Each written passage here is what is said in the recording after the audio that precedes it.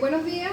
Este grupo está conformado por Fran Piña, José Palencia y mi persona, Ángela Ferrer, de la Cátedra de Filosofía del Derecho, por el facilitador, profesor abogado Gustavo Duque. Este tema se desarrollará con la siguiente temática: el ser humano en cuanto a persona. En este idealismo, muchos son los filósofos, pensadores, escritores que han sacado sus propias conclusiones, dando el significado de acuerdo a su conocimiento filosófico. Este ha sido muy controversial, según todo lo expuesto a través de varios siglos. Según su conjetura, es la naturaleza humana encarnada en un individuo, con sustancia individual de naturaleza racional. La palabra persona proviene de una latina idéntica tomada de la máscara, empleada también para que razonara más la voz del verbo personare, de donde pasó a significar el propio actor, luego el personaje representado y finalmente el hombre es protagonista de la vida. Uno de los filósofos como Tertuliano es quien introduce el concepto de persona en la teología cristiana. Este fue el primero que usó el término para aplicarla a las tres personas, la Santísima y la Trinidad.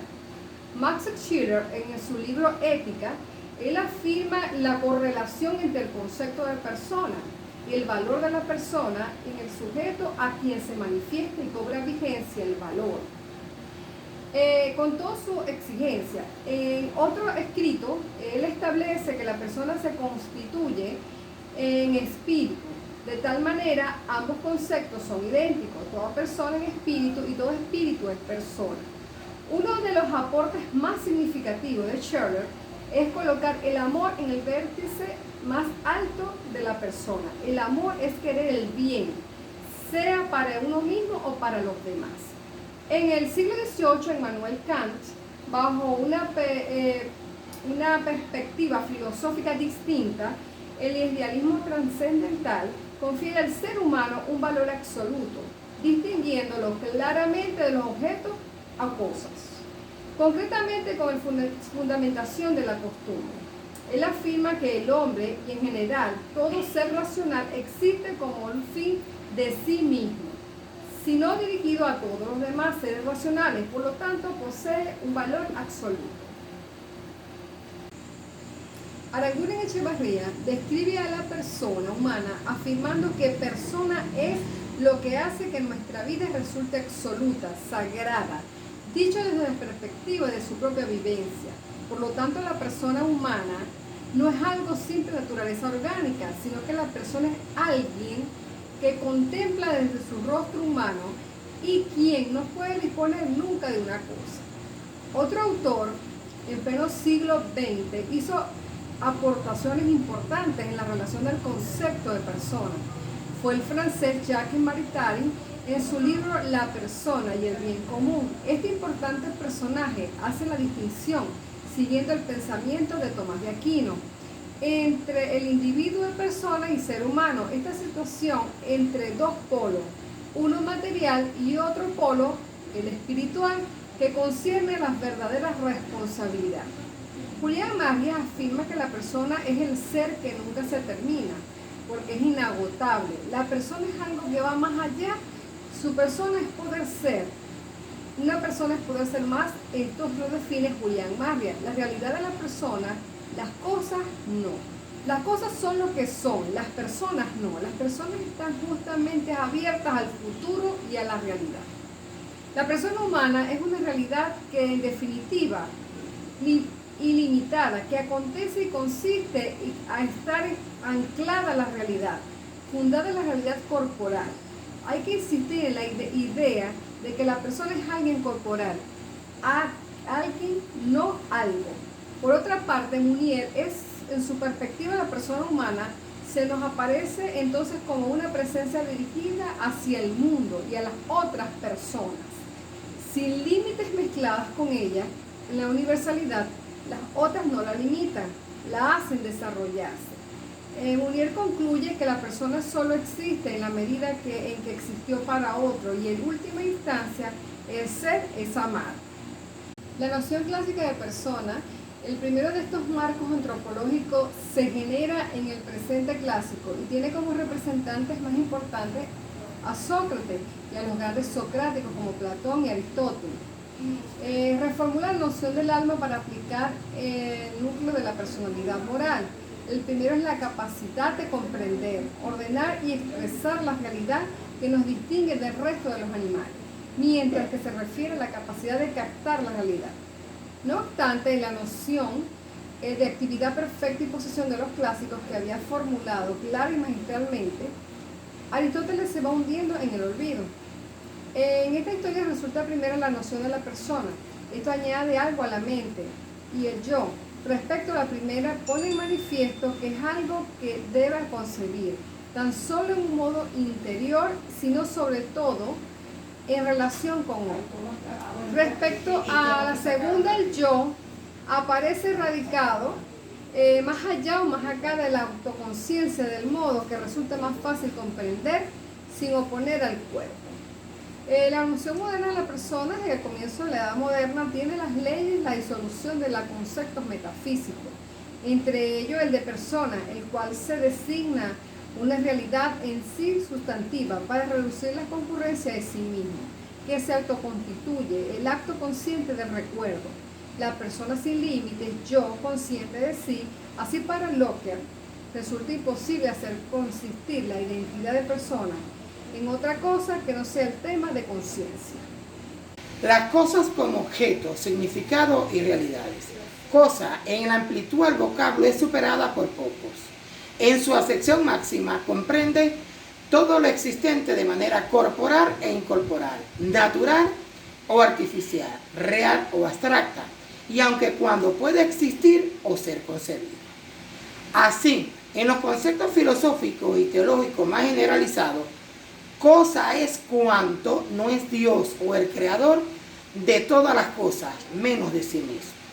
Existen preceptos y conceptos que se utilizan con mucha frecuencia y son de fácil entendimiento, aunque su definición no resulta tan sencilla. Ejemplo de este tipo de términos es cosa que tiene su origen etimológico en la lengua materna. Por lo general, de todos modos, la idea de cosa alude a algo que es inanimado, carente de vida. Los objetos, en este sentido, son cosas como los muebles, los automóviles, los aparatos electrónicos, las casas, entre otros. Por el contrario, las personas, los animales y las plantas y el resto de los seres vivos, que no lo son. Si bien por definición no debemos incluir a los seres vivos en el conjunto de las cosas, si es posible calificar a alguien de este modo para expresar desagrado con respecto a su forma de ser o a su aspecto físico. Esto se usa en el habla cotidiano cuando tenemos conversaciones o discusiones informales y de manera de insulto le decimos a alguien: ¿qué hace esta cosa aquí? Dile que se vaya.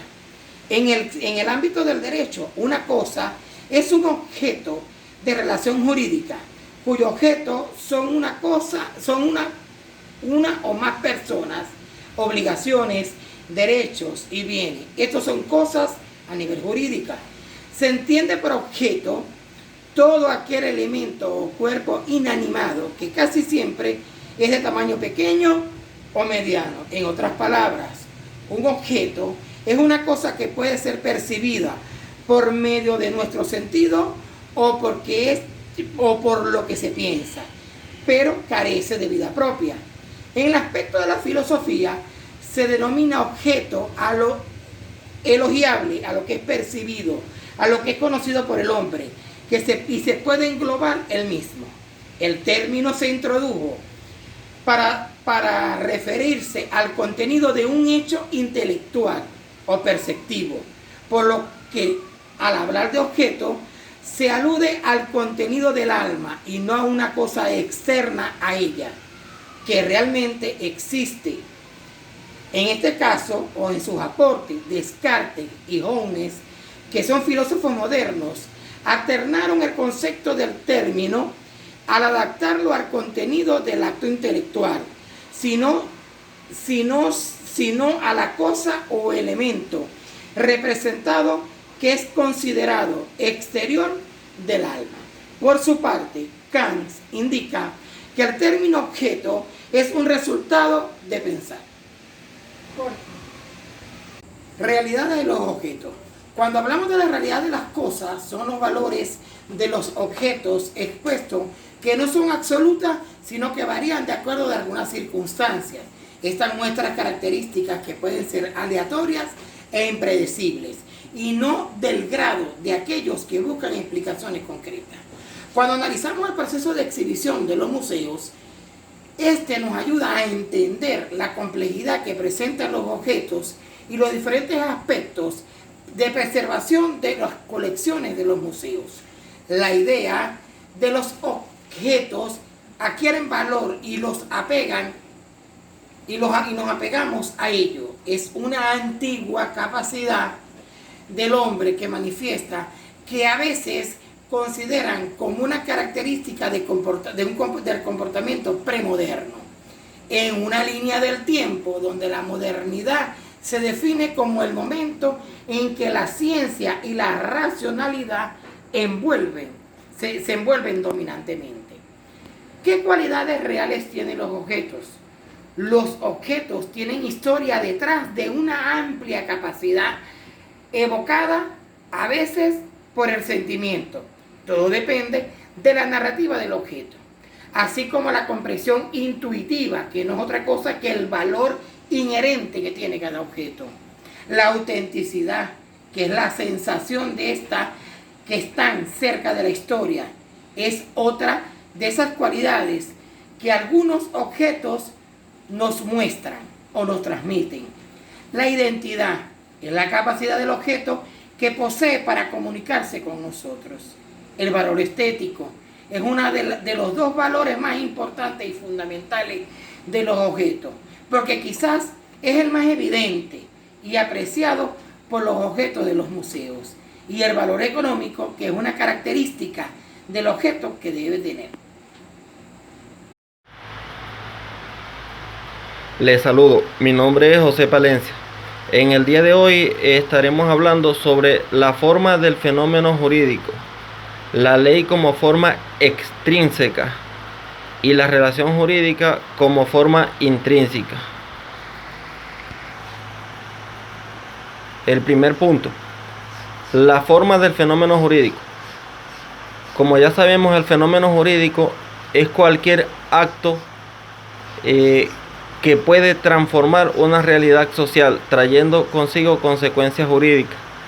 Estas pueden ser de forma natural, cuando el factor que interviene es directamente la naturaleza, a través de huracanes, lluvias o cualquier catástrofe capaz de ocasionar un cambio en las condiciones sociales, y que puede traer consigo consecuencias como por lo menos la pérdida de la propiedad en un derrumbe de algún bien jurídico perteneciente a una persona. Y la otra forma es cuando el factor que interviene es directamente la voluntad del hombre. Esta puede ser con o sin intención de causar un daño, pero trae consigo también consecuencias jurídicas. Otro punto es la ley como forma extrínseca. Sabemos que lo extrínseco es lo que es externo a un objeto por razón de naturaleza. Por ejemplo, si hablamos de una compraventa, la compraventa produce una relación jurídica, pero las leyes que la regulan actúan en esta relación jurídica desde un punto de vista externo. Por tanto, las leyes que regulan la relación jurídica o la compraventa serían en este caso la forma extrínseca en la que se están aplicando las mismas. Por último, tenemos la relación jurídica como forma intrínseca. En este concepto es todo lo anterior al contrario, debido a que lo intrínseco es propio del objeto por razón de naturaleza. Si continuamos con el ejemplo de la compraventa, estaríamos entonces diciendo que una compraventa es una relación jurídica, o sea, produce una relación jurídica. Y esta relación jurídica es exactamente